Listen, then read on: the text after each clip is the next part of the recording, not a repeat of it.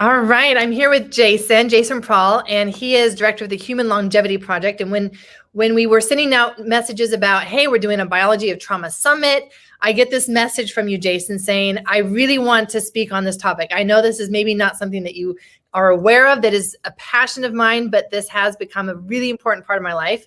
So would love for you to share with others, why is this topic so important for you in your work, in your life, personal life even? Yeah, it's funny. I get asked to speak on a lot of different summits and events, and it's usually in the form of longevity or gut health or something in those arenas, and that's a huge aspect of well-being and of health and of disease and chronic ailments. And as a practitioner, when I was working primarily as a one-on-one practitioner, I saw everything, right? Cancer and autoimmune conditions and gut issues and skin and fungal infections and you name it, right? Like the whole gamut that came at me. And one of the things that was really, really important to recognize throughout that process for me was the role that what we would call trauma, but really it's our life experience that really lays the foundation for our beliefs and our thoughts and our modes of operation. And so once I really understood how big of a role that was playing in my clients' health and their ability to sort of get better, so to speak, to get to that point where they felt like they had their life back, that changed the game for me. And I instantly recognized that, oh man, this is something I better learn, and I better be able to help these people, because everybody, and I mean 100% of us, and myself included, Dr. Amy, you too, we've all got these things, right, that are really directing our experience. And so how do we get to the root of that, and how to understand it, how to resolve it, and really get to the point where we can start to change our habits. We can start to change the way we eat. We can sleep better. It really does ripple out through our entire life. It becomes our internal programming, right? We've got this alarm and safety system that runs our life unconsciously, and yet it will either guide us towards great health, physical, mental, emotional health, or start this pathway that we won't even recognize usually until years down the road, when we're diagnosed with something or when we start to have physical symptoms. And by the time we're at that point, it's already been years in the making. And it really does come down to these life experiences and how that has formed our nervous system and our unconscious programming that's guiding our life. That's right. And a lot of these things, well, many of them we were aware of, right? So we understand how our childhood experiences and maybe playing a role in how I think. And the reality is that most of them we don't recognize. We don't know where they came from. These conditioned beliefs, these conditioned patterns and thoughts and ideas, most of them aren't even ours. And so it does, I don't want to make this sound like a monumental task, but there's a lot to uncover. The cool thing is that there's this, it's a non-linear effect. As we start to uncover and work some of these things, it has this massive outcome. And so while there is an immense amount of things that we can overturn, there's a lot of them have tremendous impacts. And so it really does become a critical part of the work. And again, it's something that we discuss, I think, in my talk, which is that as we resolve some of these things, not only does it help our chronic conditions and our health and our physical, mental, emotional health, but it ripples out into our entire levels of reality. The way we interact with money, the way we interact with relationships and people. I mean, it's truly life-changing as we get to the bottom of this. So the biology of trauma is so critically important to recognize. Yeah.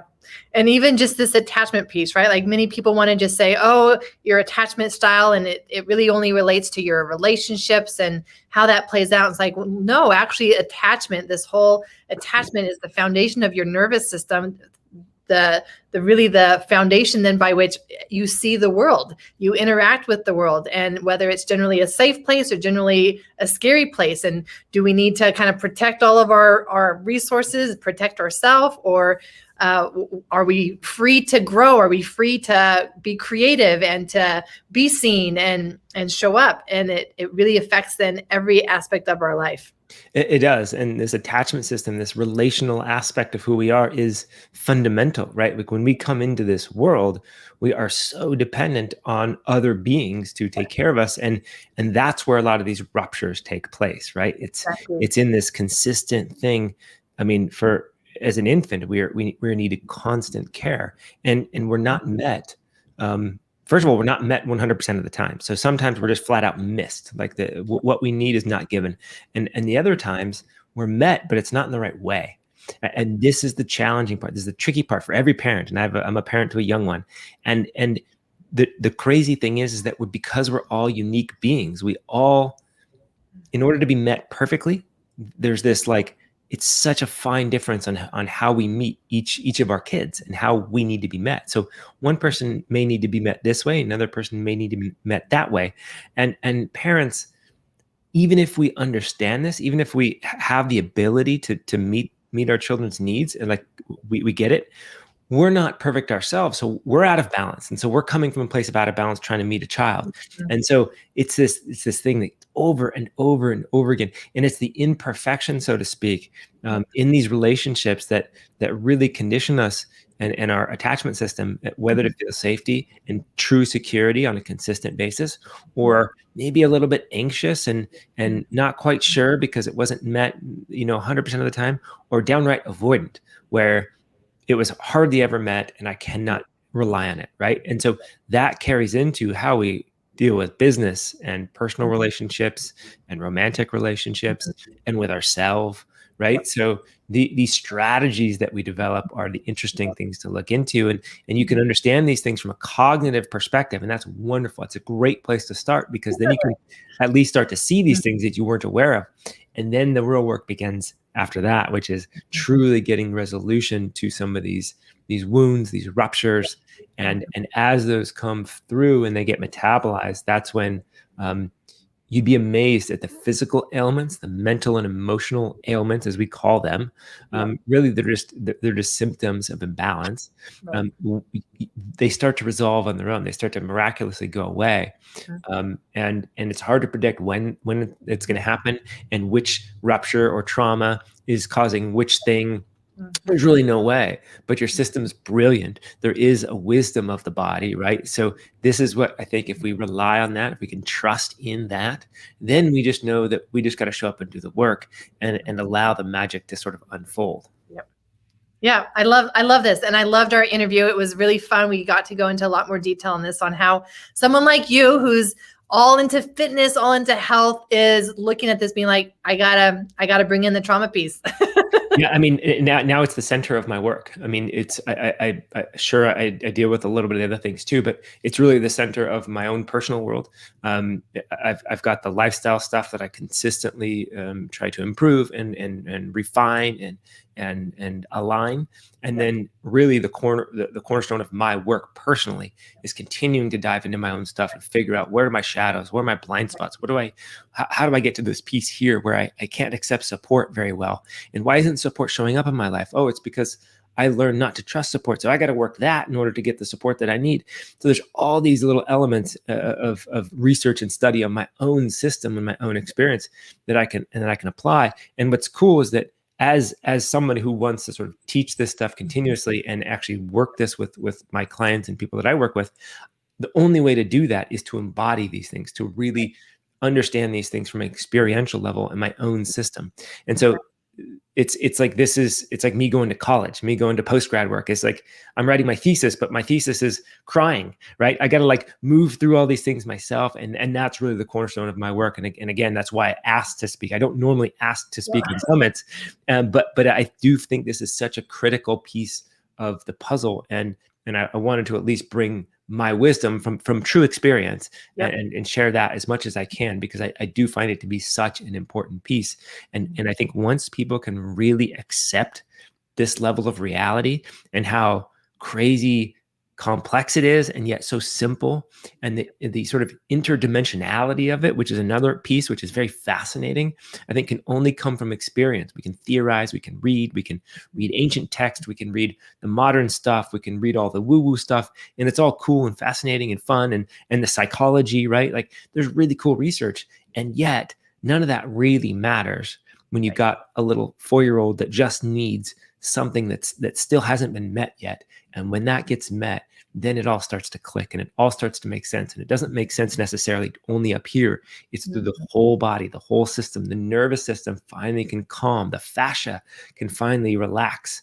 The muscles, the joints, like all these things start to really find their home again. And that's what we're looking for. We're looking for this synergistic, coherent balance in the body that is able to adapt and be dynamic and healthy. Because look, health is our birthright. It is our absolute birthright, every single one of us. And most of us haven't realized that yet. And I don't mean realized it in the mental, I mean realized it in the physical. I certainly haven't yet. I'm still aiming there, right? But my eye is on the target, and that's really where I want to go, so that I can then help others do the same. That's my perspective. That's my goal. And it comes down to doing this work inside of me. Absolutely. I just see a quick question that came in on can trauma cause weight gain? Yes, absolutely yes. And how to handle when you are low on energy. That is something that we're going to be going over in this summit. Absolutely. We're going to be going over that. We're going to be going over fatigue, mitochondria, all the things and all the reasons why trauma does cause this state of overwhelm, which is a low energy, an energy conservation state. So these are very, very typical trauma patterns. And I want to just give one example too of that weight gain, and there's many, right? There's women, and these are all stories that I'm aware of, I've worked with, or in my own system I'm familiar. Women that have been sexually abused or traumatized in that way, there will be this subconscious pattern to put on weight to repel any of that activity. So that's one example. Another example is literally not getting our needs met. This is my own experience that I'm speaking of here. And this actually was a COVID thing. So when we did it and COVID hit and the lockdowns, and it was just a big mess, there was, I wasn't getting my needs met in terms of being sort of satisfied, and I was kind of bored. I didn't have the relational aspect to my life. And so how did I get nourished in that way? There was this lack of nourishment on a sort of energetic level, so to speak. I nourished through food. I got my needs met through food. That quelled this emotional turmoil that was going on because I lacked connection and I lacked relations. So that was one thing. I just recognized, oh my gosh, I'm eating purely to nourish my system because it feels undernourished from relationships. So there's lots and lots and lots of ways. Like that's just two.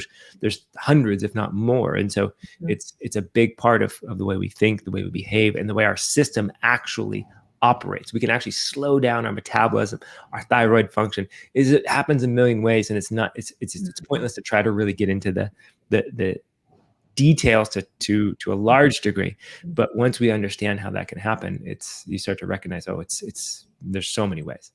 Exactly. And there's layers, right? That's also what I'm hearing you say, Jason, is that you can peel off the top layer, and then there'll be the next layer, and the next like real reason why I'm using this coping mechanism, and the real next reason why I've got weight gain, and the real next reason why I've got low energy.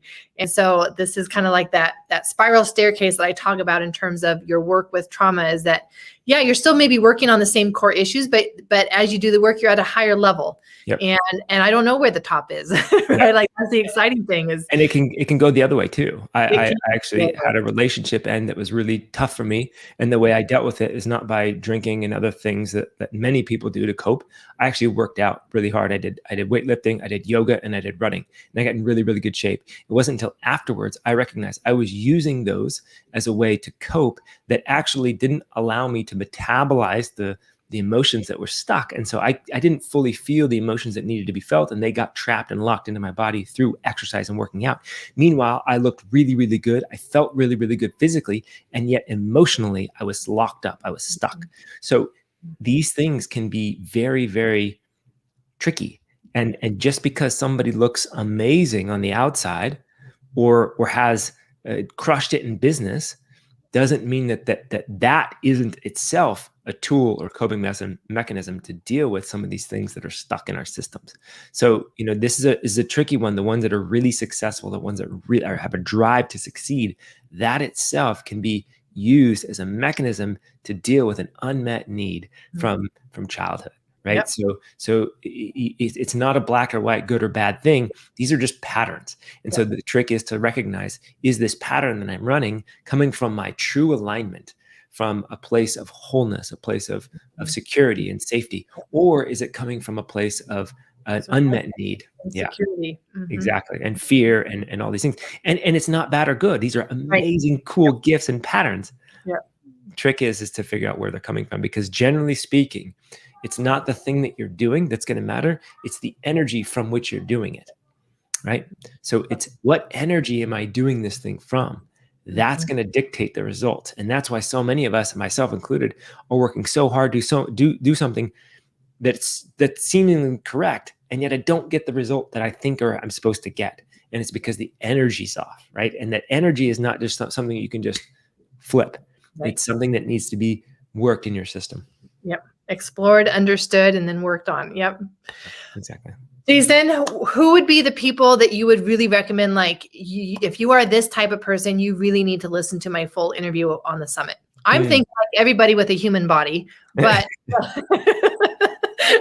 yeah, I mean, really, I think the people that I tend to resonate with are the ones that have been to 5 functional medicine practitioners. They've been to an acupuncturist. They've done all the things, and they've seen all the people, and they're still like, what's going on? Why am I not getting better? And I'd say the other ones that are really resonate with my message are the ones that are really ready to dive into this stuff. Yeah. I mean, hopefully it's sparking that thing in each person that listens, but I think it's the ones that are really ready to actually put this stuff into action. They're going to find a resonance in the transmission that I'm really offering. Yep. Awesome. Thank you so much for joining me today. Love that you are on the summit. People can register for that, get your full interview there. Super excited for them to get in on that. And again, yeah, thank you for reaching out to me and letting me know, like, hey, I want to speak on this. This is important. Likewise, I thank you for putting on this summit and putting all the work you do into getting this message out, and then listening to my plea and entertaining my ask to be on here and letting me share my message. So thank you so much, Dr.